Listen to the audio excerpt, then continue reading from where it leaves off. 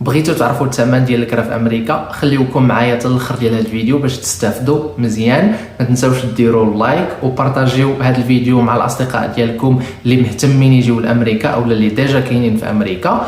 غنبداو الخوت بالفقره الاولى في هذا الفيديو هذا باش نهضروا على الثمن اللي هو اهم حاجه.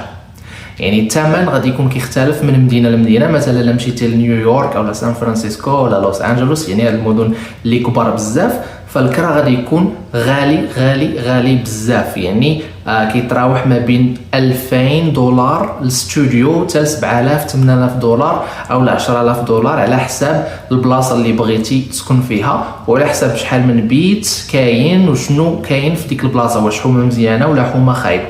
مثلا غادي تمشي لمدينه دالاس او لمدينه فينيكس في اريزونا او لمدينه البوكركي في نيو مكسيكو، فغادي تلقى الثمن ديال الكرا شويه رخص. وعاوتاني كتبقى على حسب البلاصه اللي غادي تسكن فيها. مثلا حنايا هنا في البوكركي على حسب المنطقه، مثلا كاينه واحد البلاصه في الساوث اللي هو الجنوب ديال البوكركي غادي تلقى الاثمنه رخيصه بزاف، وانا نقول لكم علاش. غادي تلقى الاثمنه رخاص حيت الحومه تما خايبه بزاف وكتكون يعني خطيره وفيها المجرمين بزاف وفيها تجار المخدرات وفيها العصابات والفراده، يعني فيها المشاكل بزاف. غادي تلقى فيها بطبيعه الحال الكرا رخيص، يعني تقدر تلقى مثلا دار كبيره فيها 3 البيوت وفيها لاكور مثلا $1000 او $1200، فهو كيبقى ثمن رخيص بزاف، ولكن غتبقى ديما منوي وحاضي جنابك وما تعرف شنو يطرى لك. الله يحفظ، يعني من الاحسن بعد على البلايص الخايبين واخا يغرك داك الثمن رخيص. وهذا الشيء كيبقى فيما مشيتي، ماشي غير في ولايه نيو مكسيكو. مثلا غادي تجي لمدينه ريو رانشو اللي هي قريبه لالبوكركي، غادي تلقى مثلا الثمن ديال الكرا طالع شويه ولكن ماشي بزاف. غادي تلقى مثلا الكرا كيتراوح ما بين $900 حتى $1500 ويقدر يطلع حتى $2300. كتبقى على حسب نتايا شنو باغي والحومه اللي باغي تسكن فيها. مثلا بغيتي حومه نقيقيه، بغيتي الجيران ديالك يكونوا نقيقين مزيانين، فغادي تخلص اكثر. بغيتي حومه على قد الحال وبغيتي غير استوديو ماشي 2 بيوت ولا 3، فالثمن بطبيعه الحال غادي يكون رخيص. نهضروا دابا الاخوان على فين غادي تلقى الكرا. في مجموعه من المواقع اللي هما راه معروفين هنايا في امريكا، وغادي نبداو بالموقع الاول اللي هو zillow.com. هذا الموقع هذا اللي كتشوفوا معايا دابا سكرين، هذا هو احسن موقع انا اللي ننصحكم به. هذا هو اللي كنخدم به انا شخصيا، وهو اللي لقيت فيه الكرا شخصيا. يعني ما عندك مناش تخاف، ما فيه لا نصابه، ما فيه لا بساله لا والو. كتدخل كتفيلتري بداكشي اللي بغيتي، مثلا بغيتي استوديو، بغيتي بيت، بغيتي 2 بيوت، صافي وكدير سيف وكيخرجوا لك جميع المعطيات اللي خاصينك. يعني الثمن، شنو هما الشروط ديال الكرا، كتشوف التصاور، بعض المرات كيكونوا الفيديوهات حتى هما. يعني هادشي مزيان اللي كيعطيك فكره على ديك الدار اولا ديك لابارتمون اللي بغيتي انت تعيش فيها.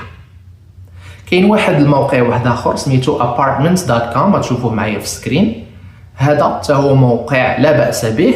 كتدخل عاوتاني كتختار المدينه اللي بغيتي تسكن فيها، كتفلتري يعني الشروط اللي باغي نتايا، واش بيت ولا 2 بيوت، والثمن اللي ما بغيتيش انت تفوتو، وكيخرجوا لك عاوتاني لي زابارتمون اولا الديور اللي باغي تعيش فيهم.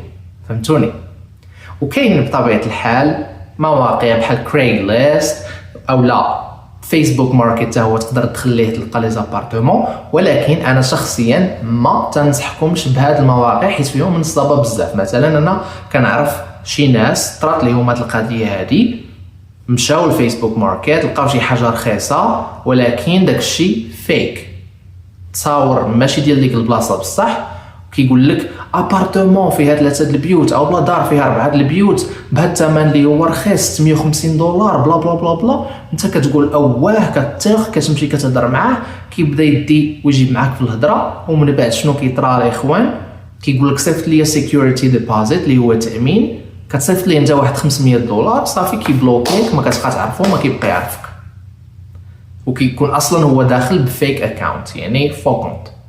يعني الاخوان ردوا البال من هذه القضيه هذه، وديما سيروا لزيلو او apartments.com باش كتلقاو داكشي بصح اللي كاين.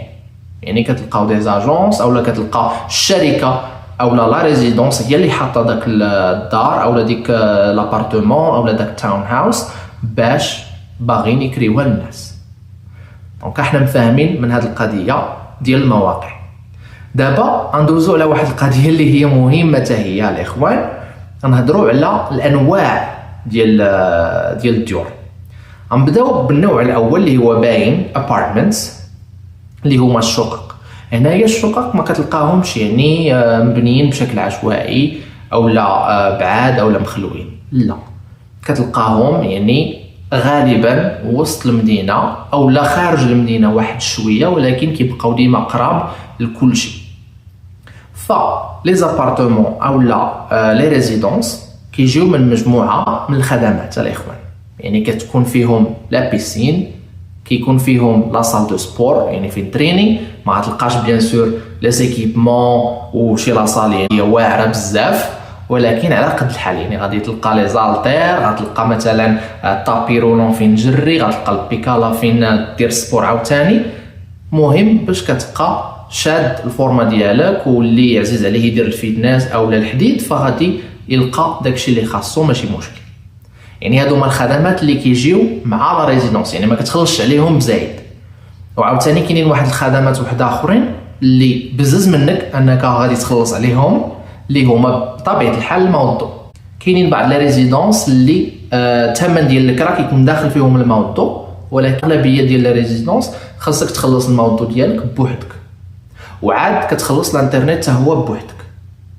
وبين قوسين بالنسبه للانترنت فديما غادي تاخذ الانترنت اللي غادي يفرضوا عليك هما، يعني كيكونوا مثلا دايرين شراكه مع شركه ديال الانترنت باش منين كتجي كتدخل هنايا كيكون ديجا الانترنت ماكتيفين، انت غير كتبرونشي واحد اللعيبه في الحيط صافي والانترنت عندك خدام. وغالبا الثمن غيكون كيتراوح ما بين $75 ل $100، يعني ما بين 750 درهم حتى 1000 درهم. هذه خدمه اللي هي مزيانه، يعني كتسهل عليك بزاف ديال الحوايج. وكاينه واحد الخدمه اخرى اللي كتكون مفروضه عليك واللي هي طرو ديال الزبل حاشاكم. يعني من كتسالي نتايا المسائل ديالك وكتبغي تلوح الزبل ما كتمشيش تلوحو لراسك، كتحطو غير قدام باب الدار وكيجي في واحد الوقت معين، يعني سوا الصباح سوا في الليل، واحد الشخص اللي كياخذ داك الزبل وكيمشي في حاله، وكتخلص غالبا واحد $25 على حسب لي ريزيدونس وعلى حسب الشروط ديالهم. كاينه واحد الخدمه اخرى اللي غادي يفرضوها عليك اللي هي امازون. يعني نتايا مين كتبغي مثلا تكوموندي شي حاجه من امازون ما كتجيكش فابور، يعني كتخلص $10 في الشهر عليها باش من كيجيو صحاب امازون باش ليفريو لك لا كوموند كيديوها لواحد البلاصه كيسدوا عليها وكنت كتحل داك البلاصه بالكود. هذه هي الخدمه وهذه مفروضه عليك، ما يمكنلكش تقول لهم لا ما بغيتهاش. يعني كيكونوا واحد لي فري زايدين خصك تخلصهم مورا الثمن ديال الكرا اللي كيبقى بوحده، ولكن كتجيك فاكتور وحده، يعني ما كتخلص كلشي سيباري، كتخلص كلشي في دقه واحده باش كتبقى مني ما كتدوخش ما بين لي فاكتور بزاف. فهذا هو النوع الاول، يعني لي ريزيدونس او لا كيقولوا لهم هنايا ابارتمنت كومبلكس. النوع الثاني الاخوان هو التاون هاوس.